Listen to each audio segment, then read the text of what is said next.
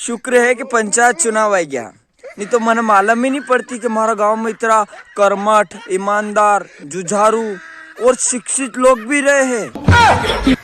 धन्यवाद चुनाव आयोग। भाई साहब, अगर कहीं पंचायत में महिला सीट आई है तो ध्यान राख जो कि वणिज लोग इन फार्म भरा जो जन के ऑपरेशन भी देखो है। सोरा सापरा विभाग की कई उम्मीद नहीं, अशोक होनी तो जापा और इन फार्म भराई दो ने सरपंच बनवा के बाद गांव का गया साइन वाइन करावाने, पूछो घर जाइन सरपंच साहब क्या, तो घर वाला क्यों सरपंच साहब ने तो पामड़ा कर मेल दिया जापा पे। अब 12 महीना के हवा की उम्मीद ही नहीं है, थोड़ा पड़ी जाएगा पंचायत में। अनिवार्य ध्यान रखो जापा वाली फार्म मत भराई दियो,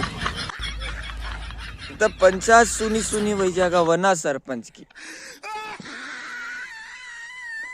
मैं इश्क विश्क के चक्कर में नहीं पड़ता, क्योंकि एक तो घर वाला माने को नहीं, और घसेटी घसेटी ने मारे वो अलग। भले जब हगई करी नहीं वहां पनी जाओ, फायदा में रहोगा।